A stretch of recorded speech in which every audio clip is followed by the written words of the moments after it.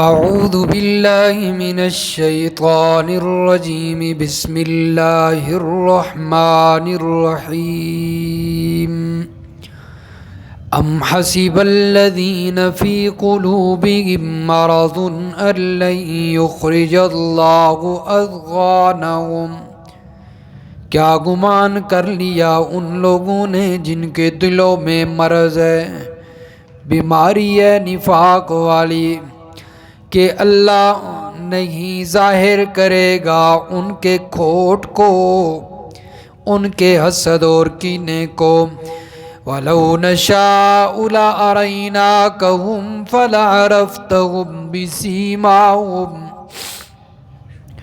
اور اگر ہم چاہتے تو ہم ان کا پورا پتہ تمہیں بتا دیتے، تمہیں دکھا دیتے کہ منافق کون ہیں، بس تم ان کو پہچان لو گے ان کے چہروں سے، ان کی طرز کلام سے۔ وَلَتَعْرِفُنَّهُمْ فِي لَحْنِ الْقَوْلِ، ان کی طرز گفتگو سے تمہیں ان کی پہچان ہو جائے گی۔ وَاللَّهُ يَعْلَمُ أَعْمَالَكُمْ، اور اللہ تعالیٰ تمہارے اعمال کو خوب جانتا ہے۔ وَلَنَبْلُوَنَّكُمْ حَتَّى نَعْلَمَ الْمُجَاهِدِينَ مِنْكُمْ،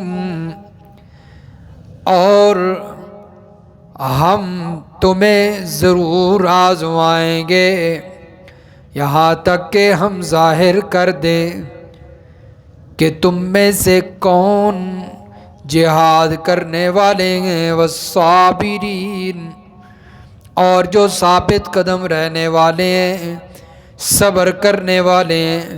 وَنَبْلُوَ أَخْبَارَكُمْ، اور تاکہ ہم تمہیں تمہاری حالتوں سے آزما لیں۔ سبحان ربک رب العزت عما یصفون، وسلام علی المرسلین، والحمد للہ رب العالمین۔ اللہم صلی علی محمد وعلی آل محمد کما صلیت علی ابراہیم وعلی آل ابراہیم انک حمید مجید۔ اللہم بارک علی محمد وعلی آل محمد کما بارکت علی ابراہیم وعلی آل ابراہیم انک حمید مجید۔ سورۃ محمد کی آیت نمبر 29 سے لے کر آیت نمبر 31 تک تلاوت کی گئی ہے۔ گزشتہ درس میں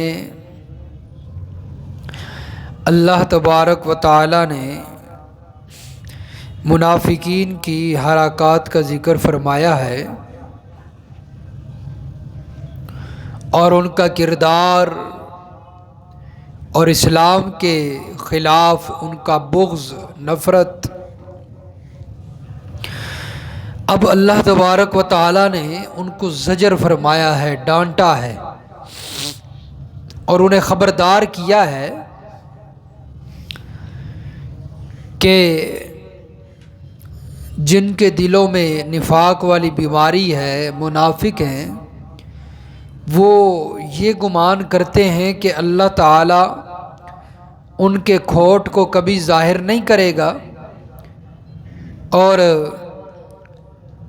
اس خیال اور گمان کی وجہ سے وہ بہت زیادہ منافقت کرتے ہیں اور منافقت سے باز نہیں آتے۔ فرمایا ایسی کوئی بات نہیں ہے، بلکہ اللہ تعالیٰ فرماتے ہیں کہ اگر ہم چاہیں تو ہم ایمان والوں کو ان منافقوں کے بارے میں بتا دیں اور دکھا دیں۔ بلکہ اللہ تبارک و تعالیٰ نے کچھ منافقین کے بارے میں اپنے نبی کو بتا بھی دیا تھا۔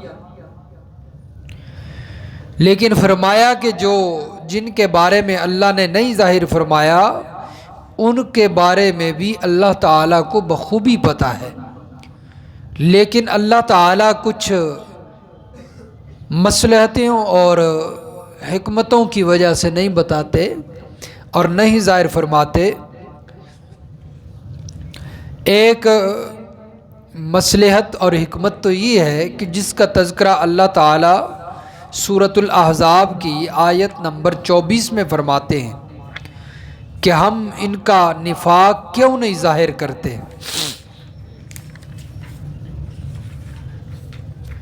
اس لیے تاکہ ہو سکتا ہے کہ ان کو نصیحت حاصل ہو جائے اور یہ اپنی منافقت چھوڑ کر توبہ کر لیں۔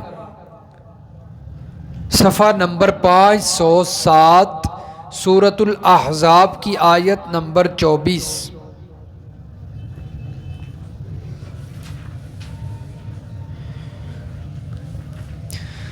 فرمایا لیجزی اللہ الصادقین بصدقہم ویعذب المنافقین ان شاء او یتوب علیہم، تاکہ اللہ تعالی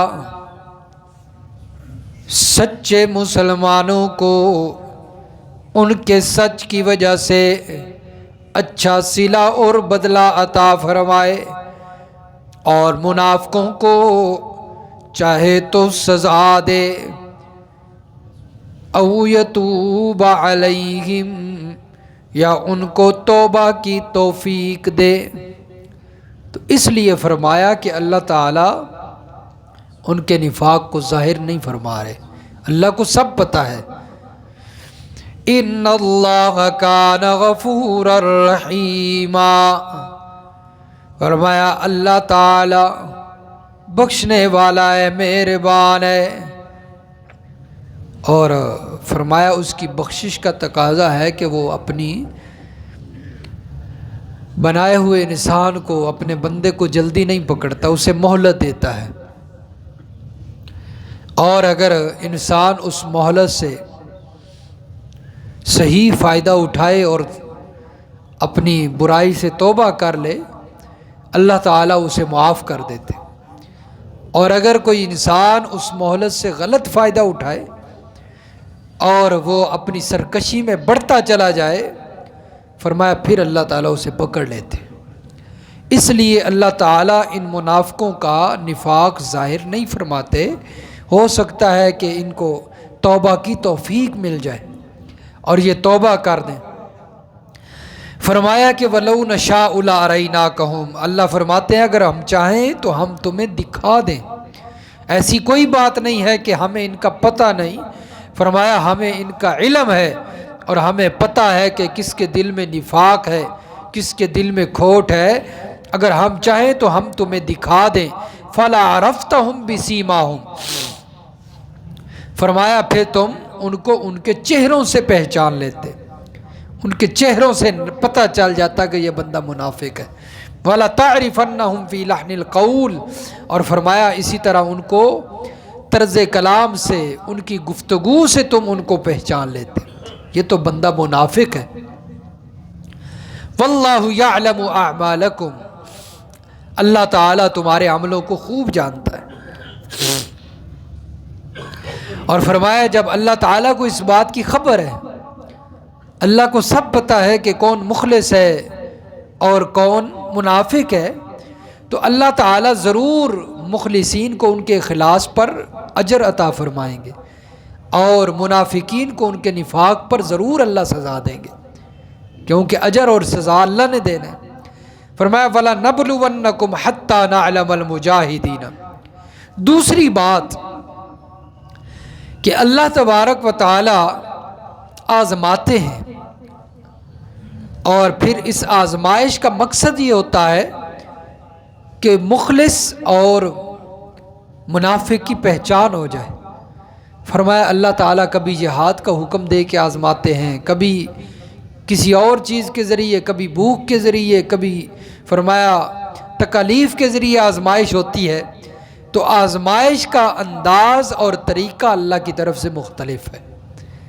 اللہ تعالیٰ مختلف طریقوں سے آزماتے ہیں، صرف یہ پہچان کرنے کے لیے، ظاہر کرنے کے لیے کہ اللہ کو تو سب پتہ ہے، اللہ نے پیدا کیا انسانوں کو، اللہ کو سب پتہ ہے کہ کون اندر سے کیا ہے، لیکن اللہ تعالیٰ دوسرے لوگوں کو پہچان کروانا چاہتے ہیں کہ کون مخلص ہے اور کون منافق ہے۔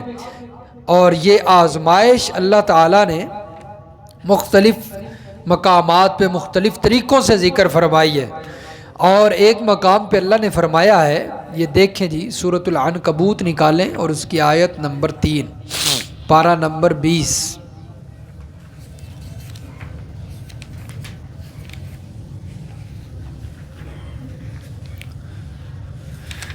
صفحہ نمبر 477، صفحہ نمبر 477۔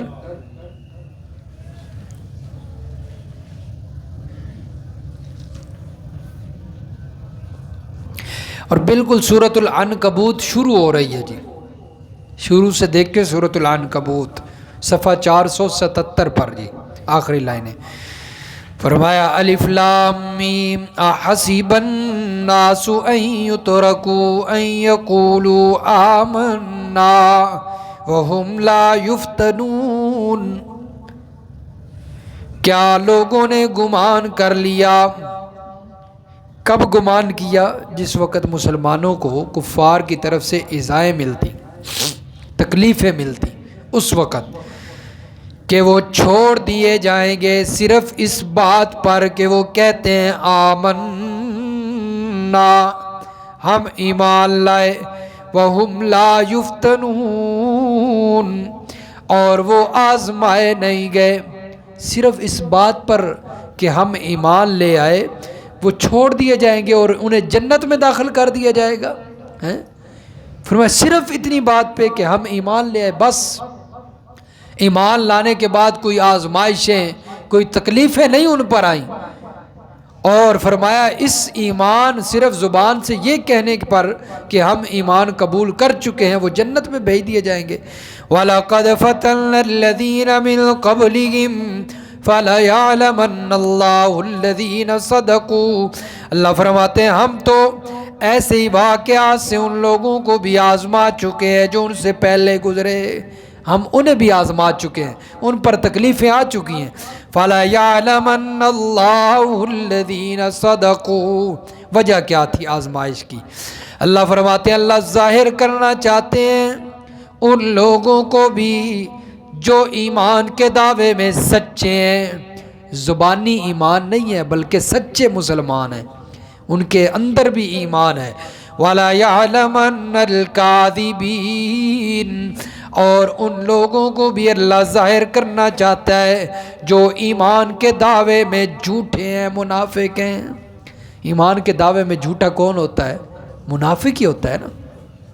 تو فرمایا ہم سچوں کو اور جھوٹوں کو ظاہر کرنا چاہتے ہیں، اور اس ظاہر کرنے کے لیے اللہ نے کیا طریقہ اور کیا تھرمامیٹر رکھا ہے؟ آزمائشیں، آزمائشیں بھیج کر فرمایا جو مخلص ہوں گے وہ آزمائشوں میں کامیاب ہو جائیں گے، اور جو منافق ہوگا وہ فرمایا پھر این بین شیں آگے پیچھے بھاگے گا، وہ آزمائشوں میں کامیاب نہیں ہوگا۔ اس لیے فرمایا کہ ہم منافقوں کو ظاہر نہیں کرتے اور ان کا پتہ نہیں بتاتے، تاکہ ہم مسلمانوں کو اور منافقوں کو ظاہر کر دیں کون مخلص ہے اور کون نفاق والا ہے۔ اب دیکھیے اللہ تعالیٰ کیسے آزماتا ہے۔ سورۃ البقرہ آیت نمبر 155 نکالیں جی۔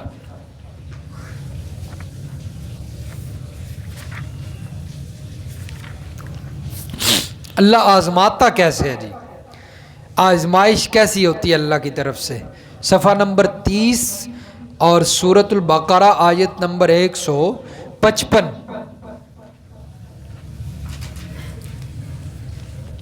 صفحہ نمبر 30 پارہ نمبر 2۔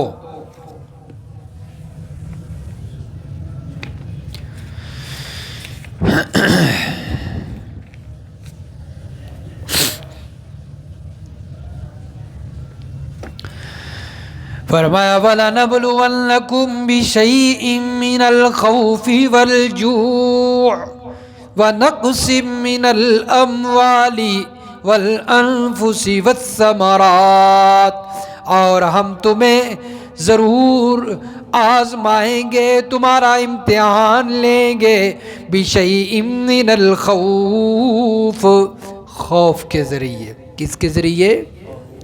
خوف کے ذریعے، والجوع، اور بھوک کے ذریعے، فاقے کے ذریعے، فرمایا بھوک بھی آئے گی، فاقے آئیں گے، وَنَقْصٍ مِّنَ الْأَمْوَالِ، اور مال کی کمی کے ساتھ، وَالْأَنفُسِ، جانوں کی کمی کے ساتھ، فرمایا میدان جہاد لگے گا اور تم شہید ہو جاؤ گے، جانوں کی فرمایا کمی ہوگی، مال بھی خرچ ہو جائے گا سارا، والثمرات، اور کبھی پھلوں کی کمی سے، لیکن فرمایا مومن جو ہوں گے صبر کریں گے، اور صبر کا صلہ وَبَشِّرِ الصَّابِرِينَ، اور صبر کرنے والوں کو خوشخبری سنا دیجئے، ان کے لیے اچھا بندوبست ہے اللہ کے پاس۔ اور فرمایا صبر کرنے والے کون ہوتے ہیں؟ الذین اذا اصابتهم مصیبہ، وہ لوگ جس وقت ان کو کوئی تکلیف، کوئی مصیبت پہنچتی ہے، قالوا، تو وہ کہتے ہیں، انا للہ و انا الیہ راجعون، ہم بھی اللہ کے ہیں اور ہم نے اسی کی طرف لوٹ کر جانا ہے۔ فرمایا ہم اللہ کے ہیں اور ہم نے اسی کی طرف جانا ہے، اس لیے جو کوئی مصیبت آئے فرمایا وہ بھی اللہ کی طرف سے، اولئک علیہم صلوات من ربہم ورحمہ، فرمایا یہی لوگ ہیں ان پر ان کے پروردگار کی طرف سے خاص رحمتیں ہوں گی، اور یہی لوگ ہدایت یافتہ ہوں گے، خاص و عام رحمتوں کے مستحق یہ لوگ ہیں۔ تو اس لیے فرمایا کوئی بھی تکلیف اور کوئی بھی آزمائش آئے تو مومن بندہ کیا کہتا ہے؟ انا للہ و انا الیہ راجعون، وہ اللہ کے گلے اور شکوے نہیں کرتا، وہ اپنی زبان سے کوئی ایسے الفاظ نہیں نکالتا جس سے اللہ تعالیٰ ناراض ہوں۔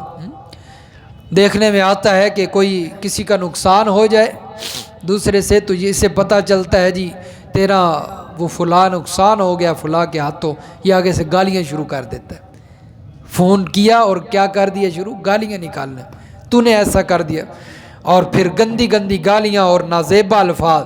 فرمایا یہاں پر مومن کا پتہ چلتا ہے کہ وہ آزمائش پر صبر کر رہا ہے یا بے صبری کر رہا ہے۔ تو اس لیے فرمایا مومن بندہ کیا کہتا ہے؟ انا للہ و انا الیہ راجعون۔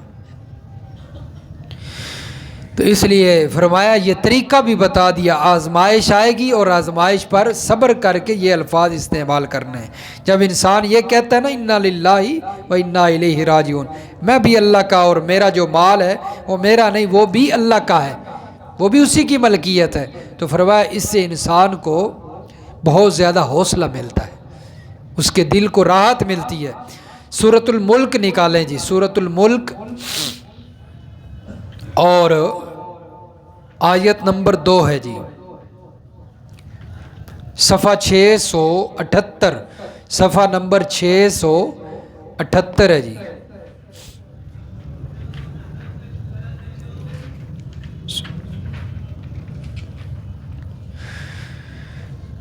اور سورۃ الملک ہے،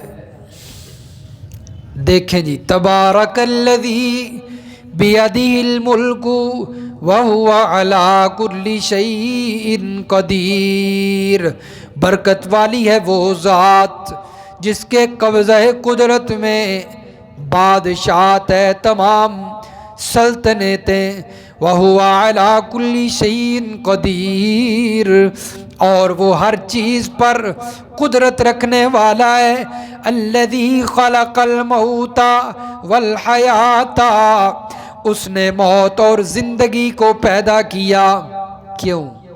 لیبلوکم ایکم احسن عملا، تاکہ وہ تمہیں آزمائے کہ تم میں سے کون اچھے عمل کرتا ہے۔